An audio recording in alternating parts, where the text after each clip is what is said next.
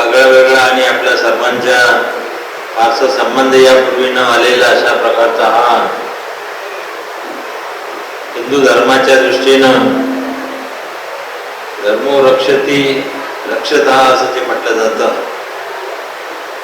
धर्माच्या नावाखाली या गोष्टी आतापर्यंत घडलेल्या आहेत. कोणी किती चुका केलेल्या आहेत, कोण किती बरोबर आहे, एकमेकाची उणी धुनी काढण्याची काही वेळ नाही. पण एक नक्की आहे की प्रत्येक ठिकाणी प्रत्येक हा 100 वर्षाचा कालावधी या ठिकाणी आज सांगितलेला आहे आणि या कालावधीचा मागोवा या ठिकाणी घेण्यात आलेला आहे. या कार्यक्रमासाठी जे आपण जे काही विशेषतः आपल्या सर्वांच्या दृष्टीनं हिंदू संमेलनाचा जो काही एक आगळा वेगळा घाट या ठिकाणी घातलेला आहे, त्या कार्यक्रमासाठी आलेले महंत हरिभक्तपरायण अर्जुनजी महाराज तनपुरे, आपल्या संत मैपती महाराज ताराबाद येथील आपल्या सर्वांचं आदरस्थान देवस्थान आता मोठ्या प्रमाणावरती त्या ठिकाणी चांगल्या प्रकारचं त्यांनी तयार केलेलं आहे, डेव्हलप झालेलं आहे. रावसाहेब साबळे पूर्वी अध्यक्ष होते, आता त्यांचे चिरंजीव आहे. म्हणून अशा प्रकारची धार्मिक अधिष्ठानं कशा प्रकारची जास्तीत जास्त आपल्याला कसं डेव्हलप करता येईल त्या दृष्टीने त्यांचा प्रयत्न आहे. आजच्या या कार्यक्रमासाठी प्रमुख वक्ते आणि ज्यांनी आता आपल्याला सर्व इतिहास, भूगोल, धार्मिक, सांस्कृतिक सगळ्या क्षेत्रामध्ये जे जे काही पूर्वी होतं, आज काय आहे आणि आता पुढे काय आपल्याला करायचंय याचं मार्गदर्शन आपल्याला या ठिकाणी उत्तर नगर विभागाचे कार्य विभाग RSSचे थोडक्यात त्याचा जो शॉर्ट फॉर्म आहे तो RSS चे प्रमुख प्रवक्ते सन्माननीय श्री योगेशजी कुमावत या ठिकाणी उपस्थित असलेल्या आपल्या लोणी सेंटरच्या ओम शांती सेंटरच्या प्रमुख आदरणीय आशा दिदी, त्यांच्याबरोबर आलेले सर्व त्यांच्या भगिनी, आपल्या सर्वांच्या भगिनी, हरिभक्तपरायण हर्षद महाराज भागवत हे या कार्यक्रमासाठी उपस्थित आहेत. आमचे सहकारी नंदकुमार, आज वेगळंच नाव ऐकले, नंदकुमार शेठच्या वेळी नंदकुमार भटकीस केले, आपल्या ट्रक सोसायटीचे अध्यक्ष, त्याचबरोबर नंदकुमार महाराज उमरीकर हरिभक्तपरायण, आदरणीय व्यासपीठ उपस्थित संपूर्ण आपला आता हा सभागृह भरलेला आहे असे जाणते आणि सर्वांच्या मध्ये नेहमी या सगळ्या गोष्टीची चर्चा आपण करतो असे सर्व या ठिकाणी असलेले आपले श्रोते मंडळी, सर्व बंधू भगिनींनो, ज्या वेळेला असावं माझ्याकडे आले श्रीयुत असावं की अशा प्रकारचा कार्यक्रम आपल्या गावात आहे. आता मी माझा जीवन कशा प्रकारे, आता मी जवळ 84-85 वर्ष वय आहे माझं, आणि या जीवनामध्ये ज्या ज्या काही गोष्टी मी अनुभवलेल्या आहेत खूप सांगण्यासारखं आहे, ते काही सांगण्याची वेळ नाही आहे. पण विशेषतः आम्ही ओम शांतीमध्ये सामील झाल्यानंतर सनातन हिंदू धर्म काय आहे आणि या देशाची आणि जगामध्ये काय परिस्थिती आहे याची तुलना करण्याची आपल्याला एक वेगळ्या प्रकारची संधी मिळाली. भारत देश हा महान देश, याची संस्कृती, याची परंपरा आणि याच्या सगळ्या गोष्टीमध्ये सगळ्या जगामध्ये श्रेष्ठ आहे. नंतर आलेले सर्व धर्म, ते ख्रिश्चन असतील, मुस्लिम असतील किंवा इतर जे काही त्यांनी जे काही करते कर्मिते धर्मामध्ये ज्यांनी काही स्थापना केलेली आहे ते या भारत देशाच्या जी संस्कृती त्याच्या नंतर आलेली आहे. आणि म्हणून या संस्कृतीचं आपण जतन या ठिकाणी केलेलं आहे. भारत देशावर कितीतरी हल्ले झाले, मुस्लिमांचे हल्ले झाले, ख्रिश्चनांचे झाले, ब्रिटिशांचे झाले, निनाळ्या धर्ममांडांचे निनाळ्या पद्धतीने या ठिकाणी केलं गेलं. पण भारताने कुठल्या देशावर अतिक्रमण केलंय असं इतिहासामध्ये कुठेही आपल्याला सापडत नाही. उलटे हे सर्व हल्ले आपल्यावरती आपण सहन केले. 100-200 वर्ष या संस्कृतीचं पतन करण्याचा, देवळं मंदिरं नष्ट करण्याचा काही मंडळीने प्रयत्न केला, तो आपण सहन केला. अन्याय अत्याचाराविरुद्ध खऱ्या अर्थाने जे काही आपल्या जीवनामध्ये गोष्टी करण्याची गरज आहे, परंतु केवळ आपल्या या जीवनशैलीमुळे अन्याय अत्याचार आपल्याला सहन करावे लागले आणि त्याचे परिणाम हा हिंदू धर्मामध्ये वेगवेगळ्या प्रकारच्या प्रवृत्ती या ठिकाणी निर्माण झाल्या आणि आपल्याला हिंदू धर्मामध्ये न्याय मिळणार नाही म्हणून आपल्यापासून डॉक्टर बाबासाहेब आंबेडकर बाजूला गेले. त्यांनी वेगळा धर्मपंथ आणि त्यांचे फॉलोअर्स निर्माण केले. किती मोठ्या प्रमाणावरती या धर्माचा ऱ्हास त्या निमित्ताने झालेला आहे आणि या गोष्टी आता आपल्या लक्षात यायला लागल्या. या गोष्टी फार तशा अर्थाने फार उशीर झाला. समाजामध्ये जातीभेद निर्माण करणं, 4 वर्णाची जी काही कल्पना आपल्या वेद शास्त्रामध्ये जी आली आणि त्याच्यात काही ठराविक समाजाच्या बाहेर ठेवण्याची जी कल्पना होती, ती कल्पना आता लोप पावलेली आहे. आता सर्व जाती धर्म आणि समभाव आपण राजकीय क्षेत्रामध्ये घेण्याचा प्रयत्न या ठिकाणी अनेक वर्ष केलेला आहे आणि आता कुठे जवळजवळ 60-70 वर्षानंतर या सगळ्या गोष्टीला आता मूठ माती मिळालेली आहे. आता अशा प्रकारची कुठे जातीभेद किंवा सर्व समाजाला काही बाजूला ठेवण्याची कल्पना आपल्याला नाही. पूर्वी ज्या गोष्टी घडलेल्या आहेत त्या आपल्या सर्वांना माहिती आहे. आपण ज्यांचं शिक्षण झालेलं आहे त्यांनी या सर्व गोष्टीची माहिती घेतलेली आहे. नुकतीच बाबासाहेब आंबेडकरांची जयंती साजरी झालेली आहे आणि एक काय बाबासाहेब काही एकटे काही ठराविक समाजाचे नाही आहेत. राज्यघटना जी काही बाबासाहेबांनी लिहिली, ती राज्य घटनाकार किंवा जी समिती होती त्या समितीने बाबासाहेब आंबेडकरांनाच यांनी राज्यघटना लिहावी असा आग्रह का झाला, तो सुद्धा खऱ्या अर्थाने त्यावेळेला समजून घेतला पाहिजे की बाबासाहेबांनी ज्या ज्या वेळेला याच्यामध्ये एक इतर मागासवर्गीय समाजातील मोठा प्रगाढ अशा प्रकारचा ज्ञान असलेला या व्यक्तीला राज्यघटना लिहिण्याचं काम त्यावेळेला आणि म्हणून जगामध्ये लंडनला असताना किंवा इतर ठिकाणी त्यांनी ते लॉचं किंवा सर्व शिक्षण घेतलं आणि शिक्षणातनं यांनी स्वतः या सगळ्या गोष्टीमध्ये त्यांच्या जीवनामध्ये बंडखोर प्रवृत्ती आहे. ही प्रवृत्ती का आली तर समाजामध्ये जे काही एक वेगवेगळ्या प्रकारची बीज होती त्या बीजाचा परिणाम बाबासाहेबांना म्हणावं लागलं. मी जन्मलो हिंदू धर्मामध्ये पण मरणार हिंदू धर्मात नाही. दुर्दैवाने अशा प्रकारच्या ज्या घटना पूर्वी घडलेल्या आहेत त्याच्यामध्ये या हिंदू धर्माचं फार मोठ्या प्रमाणावरती नुकसान झालेलं आहे. संघटना बांधण्याचं काम ज्या वेळेला या ठिकाणी समजतो की राष्ट्रीय सेवक संघाने 100 वर्षापूर्वी केलेलं आहे, त्यावेळेला ही बीज रोवली गेलेली आहे आणि त्याला आता 100 वर्ष पूर्ण झाले. मी राजकारणामध्ये गेले 50 वर्ष काम करतो, पण आता जे प्रमुख प्रवक्ते जे आहेत कुमावजी यांनी ज्या गोष्टीचा या ठिकाणी उल्लेख केलेला आहे हे प्रत्येक ठिकाणी प्रत्येक कार्यकर्ता सांगत असतो. प्रत्येक धर्माच्या किंवा प्रत्येक जाती धर्माच्या कामामध्ये आपण नेमकं काय केलं पाहिजे आणि आपला हा समाज कसा पुढे जाईल या दृष्टीने जी काही पावलं आहेत ती उचलत आहेत. परंतु आपला चेहरा आणि आपण ज्या काही गोष्टी करतो या गोष्टी लक्षात ठेवल्या पाहिजे. समाजामध्ये सर्वांना बरोबर घेऊन जाण्याची प्रवृत्ती आपल्या जीवनामध्ये असली पाहिजे आणि त्याच्याकरता आज या देशाचे पंतप्रधान नरेंद्र मोदी सुद्धा महिलांना कसं पुढे आणता येईल या दृष्टीने अधिक पावलं उचलत आहेत आणि महिलांमध्ये काय शक्ती आहे, नारी शक्ती काय आहे हे सर्वांनी आता ओळखलेलं आहे आणि म्हणून आता प्रत्येक जण नारी शक्तीबद्दल बोलायला लागलेले आहे.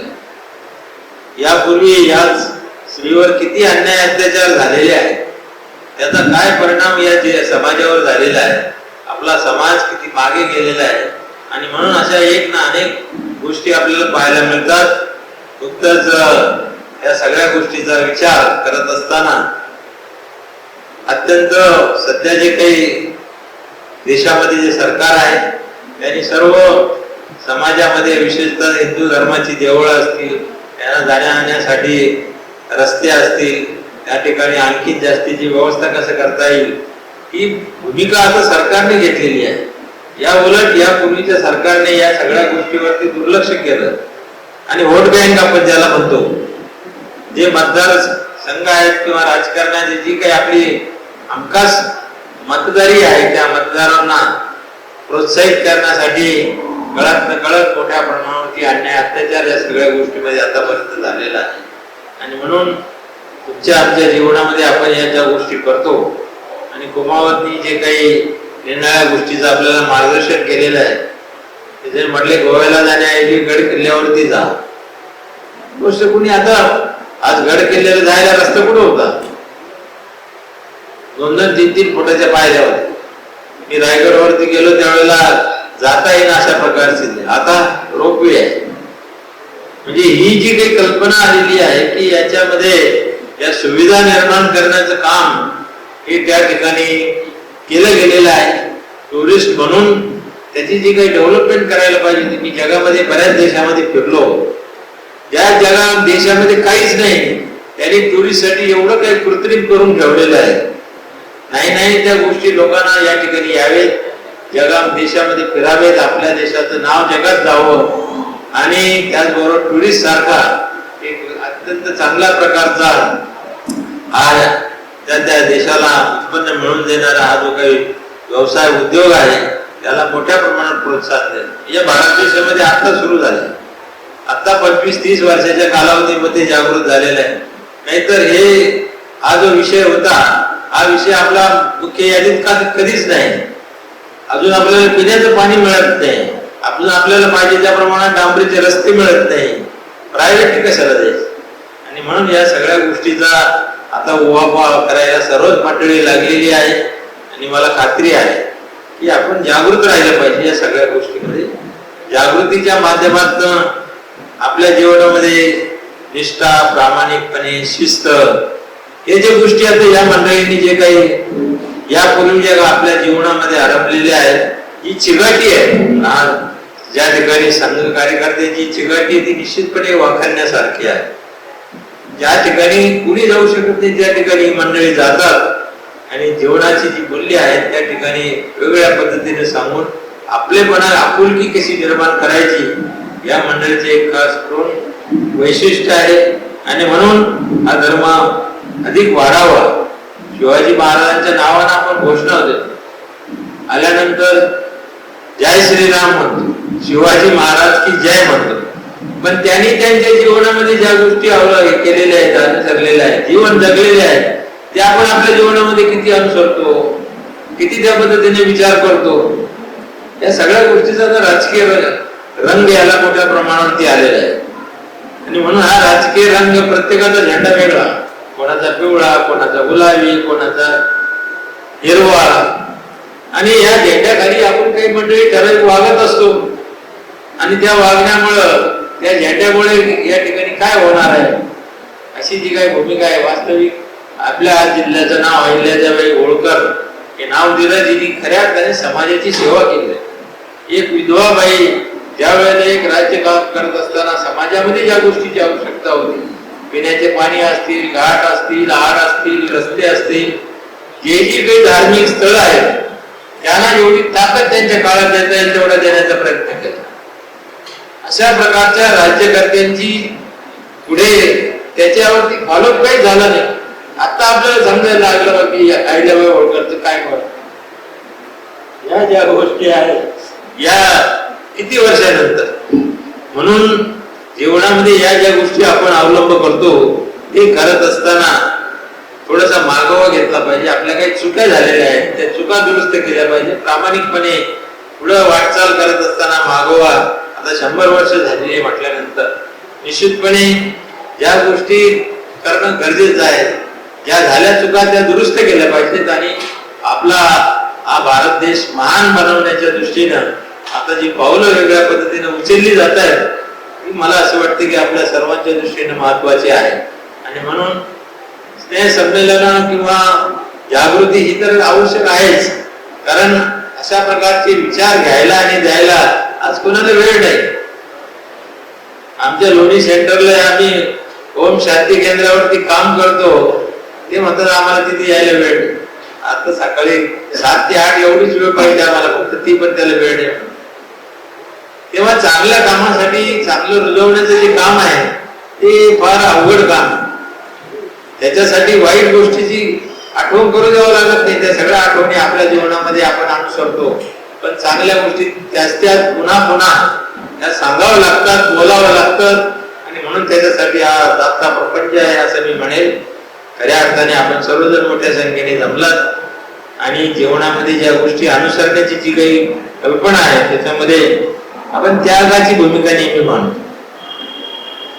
त्याग अनेक प्रकारचे आहेत आणि अनेक दान आहेत.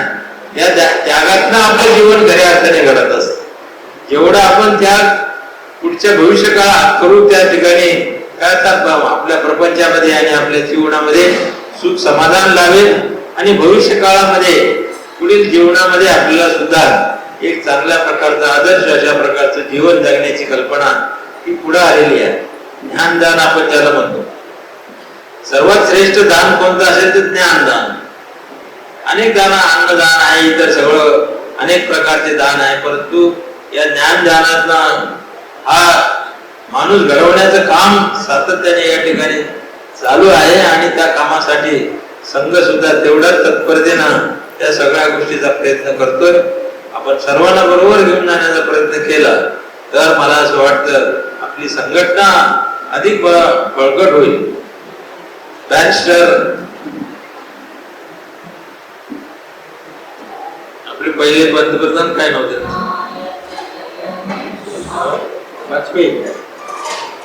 वाजपेयींच्या काळामध्ये मी आमदार होतो, मंत्री होतो आणि ते केंद्रामध्ये एकदा 13 दिवसाची मंत्री झाले, मुख्य पंतप्रधान झाले, नंतर पुन्हा आणखी त्यांना संधी मिळाली.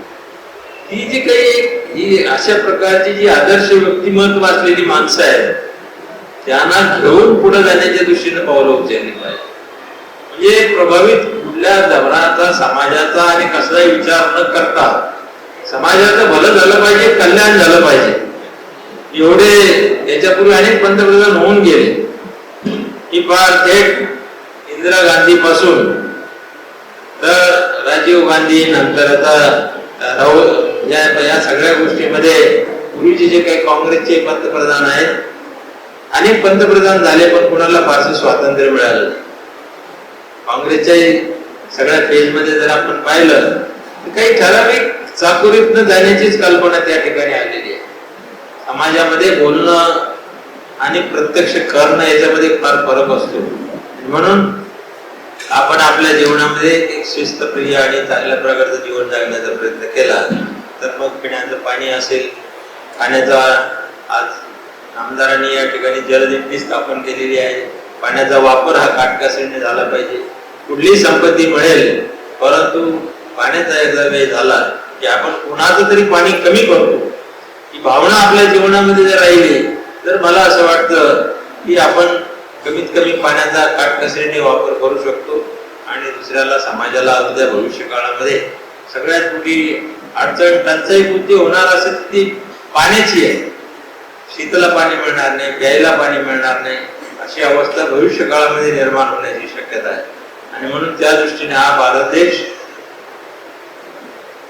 जम्मू पासून तर कन्याकुमारी पर्यंत हा एक वेगळ्या जाती धर्माचा निर्णय सगळ्या समाजाचा याच्यामध्ये विघटन झालेलं आहे. आणि म्हणून आपलं काम नॉर्थ ईस्ट मध्ये सुद्धा आपण पाहिलं की ज्या ठिकाणी अत्यंत डोंगराळ आणि ज्या ठिकाणी कुठल्याही प्रकारच्या सेवा उपलब्ध नव्हत्या त्या सेवा आता या ठिकाणी प्रत्येक ठिकाणी देण्याचा प्रयत्न या सरकारने केलेला आहे आणि त्याचा फायदा आपल्याला आता या ठिकाणी मिळू लागलेला आहे. म्हणून समाज जागृत झाला पाहिजे. ज्या गोष्टी चांगल्या घडत आहेत त्या पुढे नेण्याचा प्रयत्न केला पाहिजे. या दृष्टीने आपण सर्वांनी प्रयत्न करावेत. गावामध्ये अशा प्रकारचा कार्यक्रम हा पहिल्यांदाच चांगल्या प्रकारचा या ठिकाणी होतो आहे. मी आदरणीय तनपुरे महाराज, आदरणीय श्री योगेशजी कुमावत, या ठिकाणी असलेल्या भागवत महाराज आणि सर्व जे काही या ठिकाणी आपल्या या कार्यक्रमासाठी आलेले आहे, लोणीकरांच्या वतीनं, प्रवरा परिसराच्या वतीनं मी आपल्या सर्वांचं मनपूर्वक स्वागत करतो आणि आपल्या जीवनामध्ये ज्यांनी जे काही गोष्टी चांगल्या सांगितलेल्या आहेत त्याची आचरण करता येणे शक्यता आहे. कारण आपण कीर्तन करतो, प्रवचन करतो, भजन करतो, नंतर भोजन करतो आणि हे सगळं करून एकदा मंडपाच्या बाहेर गेला तर सगळं विसरतो. पुन्हा आपले 50 पैसे असंच चालू राहत. या त्याचं वेळ it is a waste of time, त्याला दुसरं काय म्हणायचं. तेव्हा या गोष्टीसाठी आपल्याला वेळ आहे, परंतु चांगल्या गोष्टीसाठी आपल्याकडे वेळ नाही, ही दुर्दैवाची बाब आहे. म्हणून माझी आपल्या सर्वांना आग्रहाची विनंती आहे की आपण या चांगल्या गोष्टीचा जिथे जिथे आपल्याला स्वीकार करता येण्यासारखं आहे. समाजामध्ये ज्या गोष्टी येतात त्यांनी प्लास्टिकचं उदाहरण दिलं, अनेक उदाहरणं आहेत की हे सगळे सांगतात. मावजींनी सांगितलं असं नाही, सगळेच सांगतात, परंतु अंमलबजावणी कुठे होते.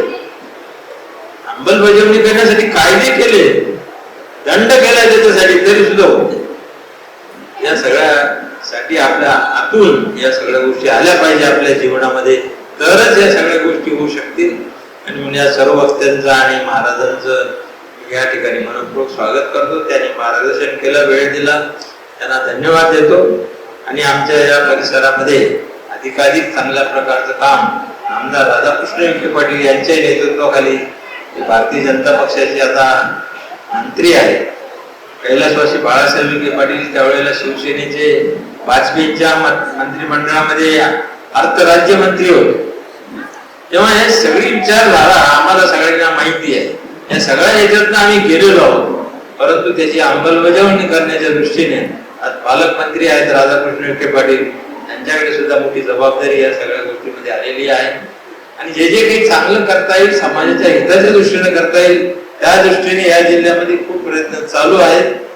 आणि हा जिल्हा चांगला घडावा, मोठा जिल्हा आहे, काम करणं काही सोपं नाही आहे. या जिल्ह्यामध्ये सुद्धा आमदार राधाकृष्ण विखे पाटील चांगल्या प्रकारचं काम करतायत आणि त्यांना प्रोत्साहित करण्याच्या दृष्टीने आम्ही सर्वजण या ठिकाणी प्रयत्न करतो. म्हणून सर्व जाती धर्मांना बरोबर घेऊन जाण्याची आमची कल्पना आहे. त्या कल्पनेला आपण आज या ठिकाणी साथ दिली, याबद्दल आपल्या सर्वांना मनपूर्वक धन्यवाद देतो. थांबतो आणि जय हिंद, जय हिंद.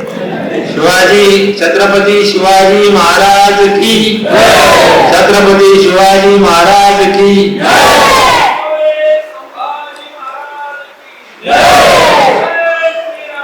जय श्रीराम, जय श्रीराम. यापेक्षा तो वेगळा उत्साह या मंचाचा काय असावा. आपल्याला संघ एकच सांगतोय की आपण एक संघ होऊन काम करूया आपल्या देशासाठी, आपल्या हिंदू राष्ट्रासाठी. या देशाला एक उज्ज्वल परंपरा आहे. कोणीही कमजोर नाही, शक्ती का रूप नारी है, हे आम्ही अनुभवत आलेलो आहोत. आणि मंचाच्या नियमाप्रमाणे या व्यासपीठीय कार्यक्रमात थोडासा बदल करून आता आपण मातृशक्तीकडे वळणार आहोत.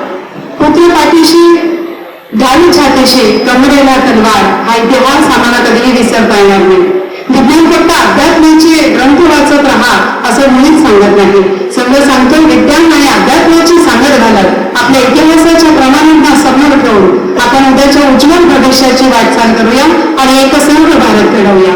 आणि यानंतर मातृशक्तीने बंधन करत असताना जिजाऊ सावित्री कल्पना यांनी दिली आम्हास प्रेरणा, आम्ही घडवून समाजात सुधारणा, अशी सांगू भारतीयांनी म्हणा असं म्हणत असताना मातृशक्तीला बंधन करून या मंचावर आमंत्रित करत आहोत प्रजापिता ब्रह्मकुमारी विश्वविद्यालयाच्या सगळ्यांना मार्गदर्शन करणाऱ्या ब्रह्मकुमारी आशा देवी कार्यक्रमाच्या अंतिम टप्प्यात आपल्याला मार्गदर्शन करण्यासाठी येत आहे. विनंती करतो ब्रह्मकुमारी आशा देवी यांच्या गजरात त्यांचं स्वागत या मंचावर करत आहोत. तदनंतर आभार प्रदर्शन, हनुमान चालीसा आणि राष्ट्रगीताने या कार्यक्रमाची सांगता होईल.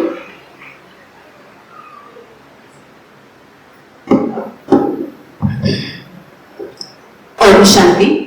स्टेजवर असलेले सर्व सन्मान्य व समोर असलेले सर्व बंधू भगिनी, तसं बघितलं तर म्हणतात चांद न बदला सूरज न बदला, कितना बदल गया इंसान, देख तेरे संसार की क्या हालत हो गई भगवान.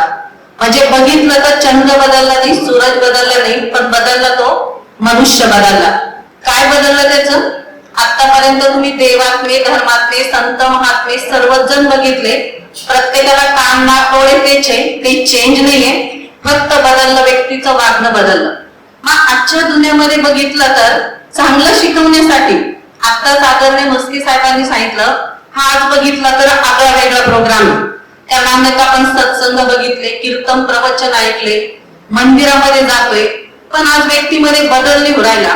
कारण का, आज आपण जे कीर्तन प्रवचनामध्ये ऐकतो की जे तुकाराम महाराज घ्या, ज्ञानेश्वर महाराज घ्या, एकनाथ महाराज घ्या, तर आपण त्यांचं ऐकल्यानंतर म्हणतो त्यांचा काळ वेगळा होता, आत्ताचा काळ वेगळा आहे.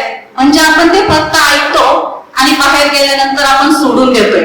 मग आज ह्या समाजाला बदलण्यासाठी एवढं काही आज प्रत्येक सत्संग चांगलं शिकवतोय, प्रत्येक जाती धर्म चांगलं शिकवतात, प्रत्येक शास्त्रामध्ये चांगलं सांगितलेलं आहे. मग हा व्यक्ती एवढा वाईट का शिकला?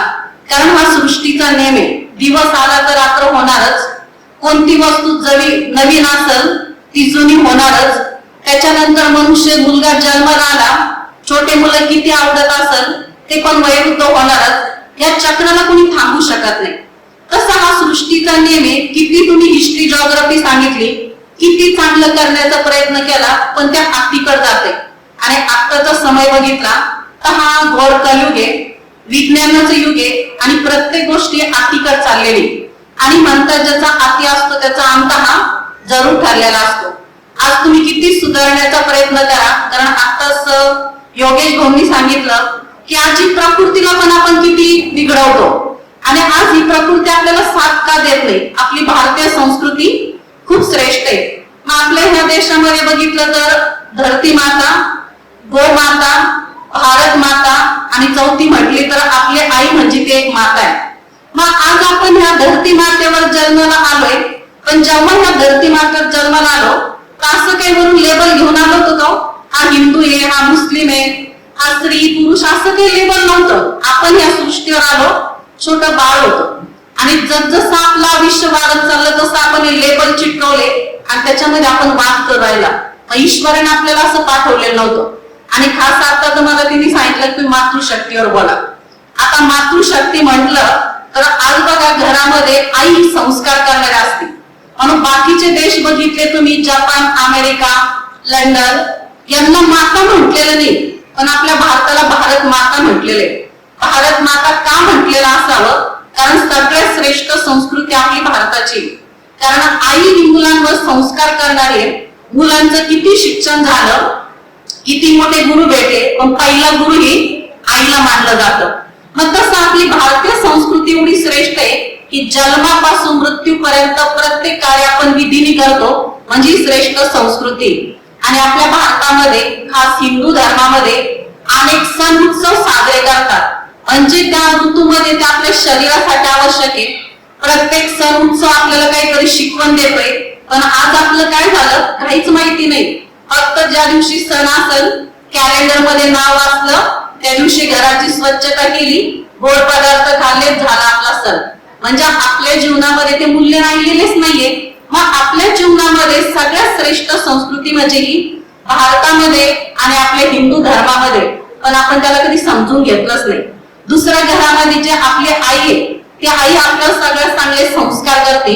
आणि आताच तिने सांगितलं की आज योगेश भाऊनी की जेव्हा आपण घरामध्ये छोटं उदाहरण दिलं, जेवण करताना तुम्ही सर्वजण एकत्र या. कारण आज बघा ह्या विज्ञान युगामध्ये छोट्या मुलापासून सर्वांकडे मोबाईल. आता बऱ्याचशा ठिकाणी मी जायचे तर सर्वजण मला मॅजॉरिटी सांगायचे, आई वडील सांगत होते मुलं खूप मोबाईल वापरतात. पण आज असा समय आला की काही घरी गेल्यानंतर मुलं सांगतात आमच्या आई वडील खूप मोबाईल वापरतात, त्यांना सत्संगात घेऊन जा. म्हणजे आज बघा जे संस्कार करणारे ते मुलांना घडवणारे आज ते एवढ्या छोट्याशा मोबाईलच्या गुलाम बनलेले आहे. कस काय समाज सुधारणार? कारण ज्ञान आपण खूप ऐकतो पण प्रॅक्टिकल नाही. आणि घरातून कसे संस्कार बनत असतात, एक छोटस उदाहरण मी तुम्हाला सांगते. असा एक मुलगा होता आणि तो शाळेत होता तर शिक्षकाला शिकवत होते आणि शिक्षकाला शिकवत होते बाबा की इलेक्ट्रिसिटी म्हण, इलेक्ट्रिसिटी म्हणत होते. त्याला इलेक्ट्रिसिटी म्हणताच येत नव्हता, तो म्हणत होता इलेक्ट्रिसिटी. आता ते इतका सांगून थकला पण तो इलेक्ट्रिसिटीच म्हणत होता. आता इलेक्ट्रिसिटी म्हणत होता, शिक्षक वैतागले, त्यांना वाटलं आपण त्याच्या वडिलांना सांगायला पाहिजे, बाबा तू काय, त्या मुलगा काय करतो तुमचा, त्याला एवढं शिकवतो, मेहनत घेतो, पण त्याला काय इलेक्ट्रिसिटी येतच नाही, तू इलेक्ट्रिसिटी म्हणतोय. आणि जेव्हा वडिलांना सांगितलं तर वडील काय म्हणतात, काय करावं, त्याची कॅपॅसिटीच तेवढी. मग आता त्याला वाटणारे काय वडील असे. मग आता वडिलांशी बोलल्यानंतर बाहेर निघाल्यानंतर आजोबा येत होते. आजोबा येत होते तर आजोबा म्हटले, का आमच्या घरी कसं काय आले तुम्ही एवढ्या दिवसांनी, काय. मग ते सांगायला, का आलो मी, तुमचा मुलगा आहे ना, त्याला मी सांगत होतो इलेक्ट्रिसिटी म्हण, तो म्हणतो इलेक्ट्रिसिटी. आता तुमच्या मुलाला सांगितलं तर ते म्हणत होते त्याची कॅपॅसिटी स्थिती तितकी आहे. आता त्या आजोबा म्हणतात, अहो त्याची पब्लिसिटी तेवढी काही करू नका. म्हणजे सांगण्याचं तात्पर्य काय, की आज आपल्याला जे काही संस्कार आहे हे घरातूनच मिळत असतात. आणि खास आई वडिलांनी सगळ्या गोष्टीवर अटेन्शन ठेवलं तर मुलावर संस्कार करू शकतात. आणि मेन आत्ताचा समाज बघितला, घराघरामध्ये महाभारत युद्ध आहे, घराघरामध्ये संस्काराचे टकरावे. त्याच्यामध्ये का टकरावे तर त्याच्यात मेन कारण आज मातृशक्ती मला सांगितलं, त्याच्यामुळे मी सांगते, आई आहे, मुलीला तुम्ही किती शिकवा पण तिला स्वयंपाक बनवत शिकवा. कारण आजच्या दुनियामध्ये बघितलं, डॉक्टर बनतात, इंजिनियर बनतात, मोठ्या पोस्टवर जातात, पण आज स्वयंपाकच बनवता येत नाही. तुमच्या घरात त्याचा अर्थ काय, पैसा काय करत तुम्ही. आणि आज दुसरी गोष्ट बघा, घरामध्ये जे आई असते, मुलगी म्हणजे लेडी असते ना, तिच्या घरात जेव्हा सून येते ना, तर ती सून डॉक्टर असेल तरी तिला काय वाटतं, ती किती शिकलेली असू द्या पण तिला स्वयंपाक यायला पाहिजे. मग आता तुमची मुलगी जेव्हा दुसऱ्यांच्या घरी जाते ना, ती पण किती शिकलेली असू द्या पण तिला स्वयंपाक आला पाहिजे. मोठ्यांविषयी, सिनियर एजंटविषयी रिस्पेक्ट पाहिजे. हे तर पहिलं आईचं कर्तव्य. आणि जेव्हा आईनं हे कर्तव्य पार पाडलं ना, मुलीला की मोठ्यांविषयी रिस्पेक्ट कसं पाहिजे. त्या सासू सासऱ्याला फक्त वरून आई बाबा म्हणू नका, तर जसं आई बाबांवर तुमचं प्रेम आहे तसं तुम्ही प्रेम करा, तर त्या घरामध्ये प्रेम निर्माण राहील. तर तुम्ही कुठेतरी त्या घरामध्ये तुम्हाला प्रेम पाहिजे. जीवनामध्ये काय पाहिजे ना आपल्याला, तुम्ही एवढं पळू कमावतात, सुख पाहिजे, शांती पाहिजे, आनंद पाहिजे. आणि घरात सारखेच वाद असेल, तिथं पती पत्नीचं जमत नाही, आई वडिलांचं जमत नाही, सासू सुनाचं जमत नाही, मुलाचे वडिलांचे विचार जुळत नाही, तर त्या जीवनाला अर्थ काय. मग त्याच्यासाठी आपल्याला संस्कार जुळून घ्यावा लागेल. आई वडिलांनी ह्या छोट्या छोट्या गोष्टी मुलांकडे लक्ष द्यावं लागेल. तर त्या मुलांवर तुम्ही संस्कार केले तर नवीन पिढी तुम्ही चांगली घडू शकता. कारण आई वडिलांचं कर्तव्य मुलांना प्रॉपर्टी कमवणं नाही, तर आई वडिलांचं कर्तव्य मुलांवर संस्कार करणं. पण आज हे विसरून गेलो, प्रॉपर्टी कमवायच्या मागे लागलो आणि संस्काराला आपण त्याच्याकडे लक्ष द्यायला तयार नाही. म्हणून मी आज सांगू इच्छिते की आता तुम्ही इथं आले, आज हा प्रोग्राम आले विराट हिंदू संमेलन, त्याच्यातून तुम्ही काहीतरी घेऊन गेले पाहिजे. आता बरेच मी बघितलं, इतके वेळ बसलेले होते, बऱ्याच जणांचे मान खाली होती, माझ्या हातात मोबाईल होते. म्हणजे आज आपण 1 तास नाही, 2 तास नाही त्या मोबाईल पासून स्वतःला दूर करू शकत नाही. मुलांवर काय संस्कार करणार आपण आपल्यावर. कारण ह्या ब्रह्मा कुमार विद्यालयामध्ये सांगतात, आध्यात्मिकता म्हणजे स्वतःचा अध्ययन. स्वतःला बघा, स्वतःला बदला.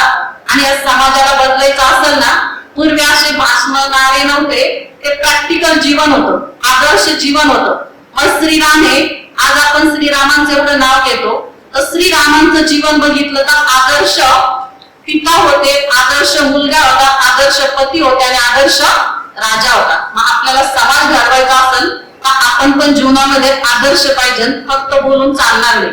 शिवाजी महाराज होते तर आज त्यांनी हिंदवी स्वराज्य स्थापन केलं, म्हणजे त्यांनी पण युद्ध केलंय.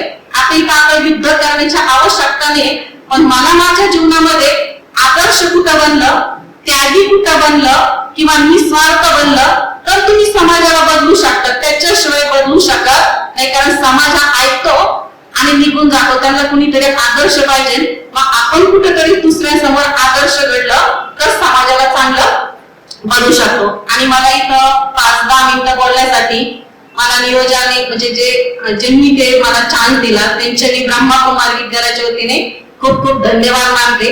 कारण मला बोलायला चान्स नव्हता. अध्यक्षांचं भाषण झाल्यानंतर प्रोग्राम संपलेला असतो, पण चला मला चान्स दिला म्हणून मी तुमच्या सर्वांचे खूप खूप धन्यवाद मानते. ओम शांती. धन्यवाद आशा दीदी. क्या थे कल के नाना नानी बच्चों को सुनाते थे परियों की कहानी, और आज की नानी गा रही है शीला की जवानी, शीला की जवानी. आणि हेच चित्र बदलवण्यासाठी मातृशक्तीने या कार्यक्रमाच्या समारोपाकडे आपण वळत असताना आभार प्रदर्शन करण्यासाठी आमंत्रित करतोय विजयजी माळगोळ यांना.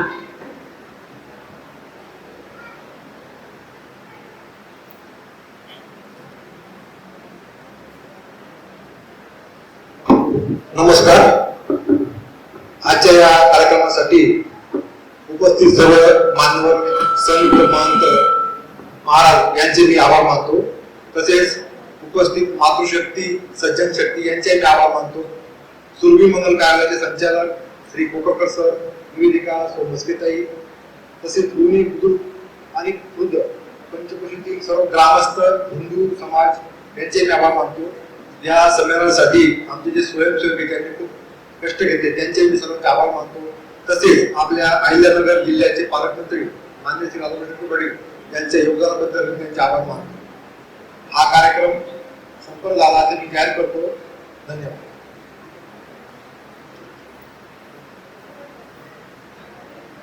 धन्यवाद. खरं सायंकाळी आपण दिवे लावत असताना शुभकरोती म्हणावी, आपल्या पाल्यांना सोबत घ्यावा आणि लोणीमध्ये हा उपक्रम सुरू होऊन खरं तर हनुमान चालीसा पठण या ठिकाणी घेतलं जात आहे आणि बघता बघता 160 आठवडे झालेले आहेत. एका वर्षामध्ये 52 आठवडे येतात आणि 160 आठवडे पूर्ण केलेल्या या सर्व तरुण मित्रमंडळींचं मनपूर्वक अभिनंदन करत असताना आज योगायोगाने शनिवार आहे आणि आता हनुमान चालीसा आपण सामूहिक या ठिकाणी घेणार आहोत. मी मंचावर आमंत्रित करते सिद्धांत मिसाळ आणि त्यांच्या टीमला. हनुमान चालीसा होईल, त्यानंतर राष्ट्रगीत होईल आणि एक ग्रुप फोटो होईल सर्व कार्यकर्त्यांचा आणि आधी महिला भगिनी भोजन घेते. सिद्धांत मिसाळ.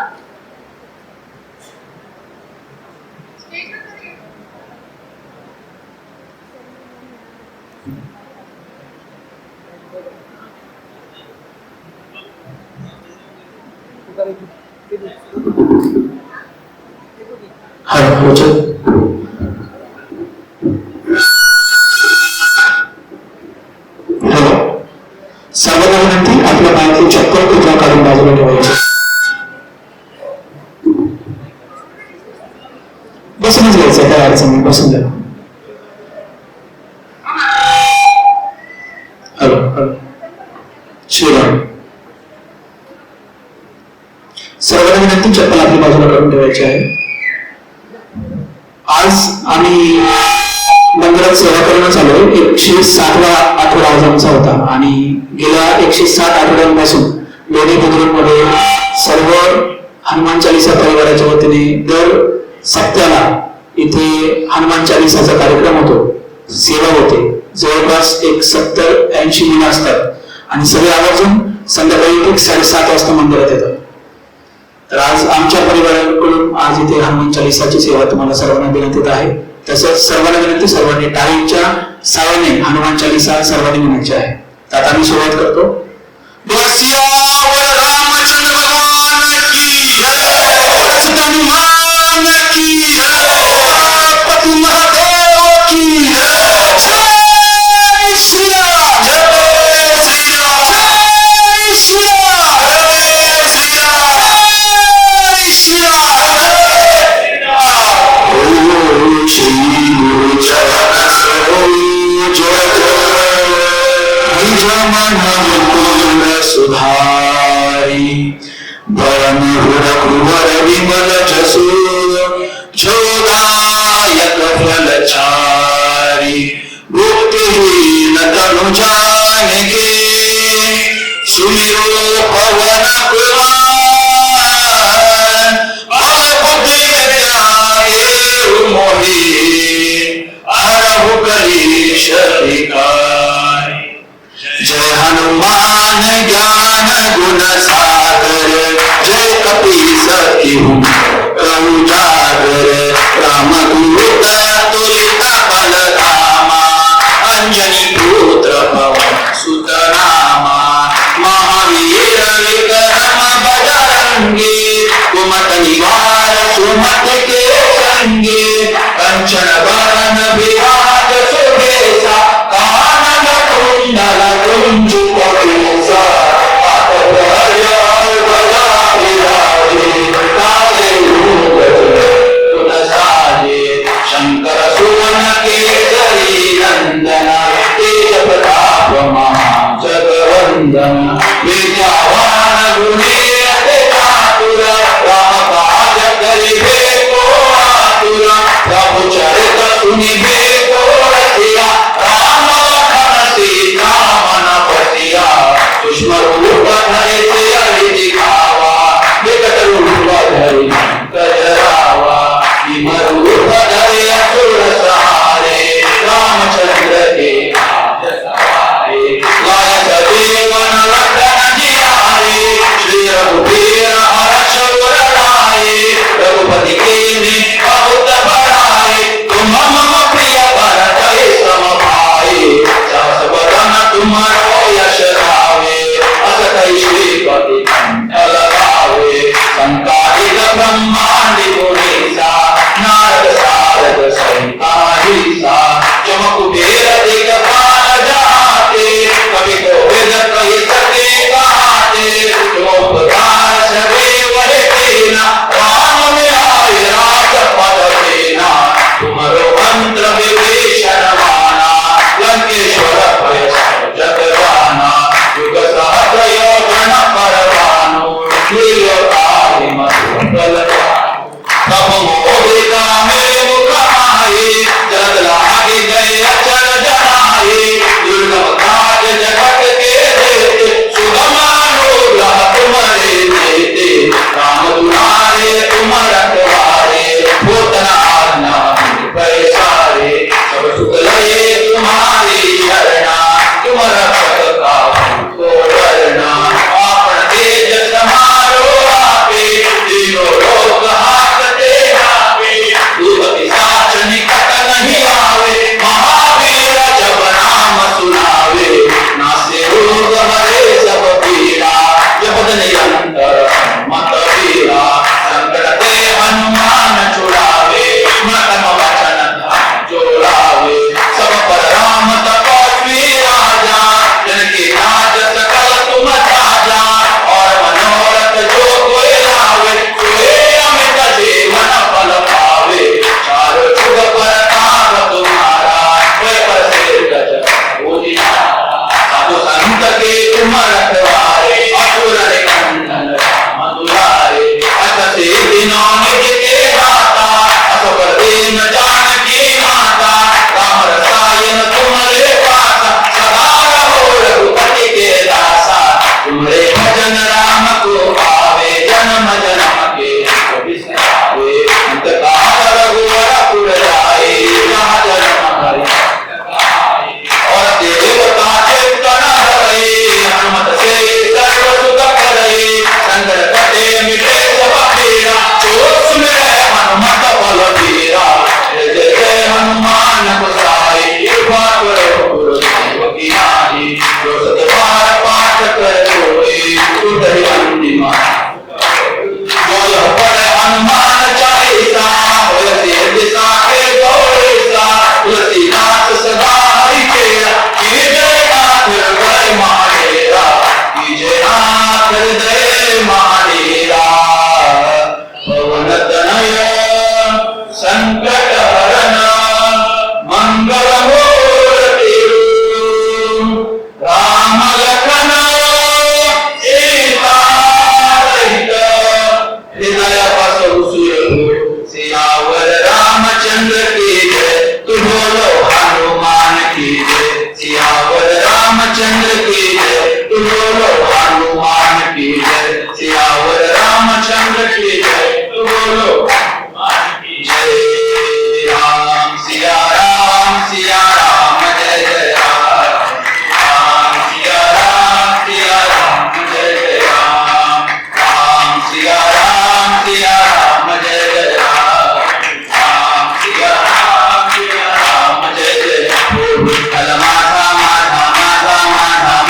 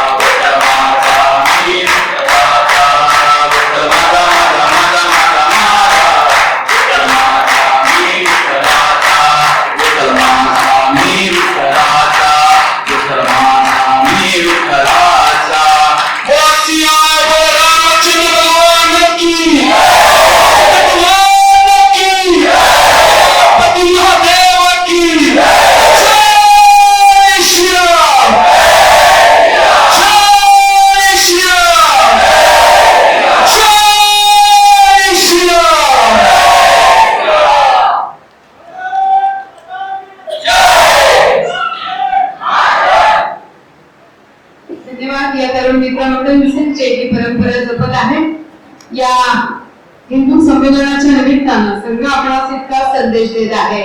तहजीब अमन की गंगा उसे बहने दो, मत फैलाओ देश में दंगा उसे रहने दो, लाल हरे नीले रंग में मत बांटो हमको, अपने भी चलते एक तिरंगा रहने दो.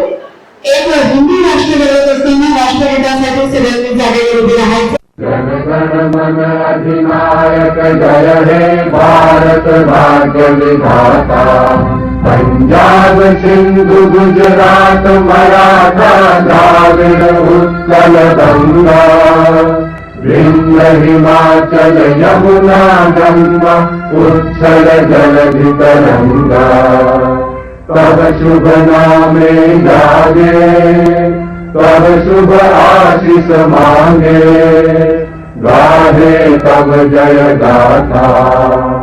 जन गण मंगल दायक जय हे भारत भाग्य विधाता.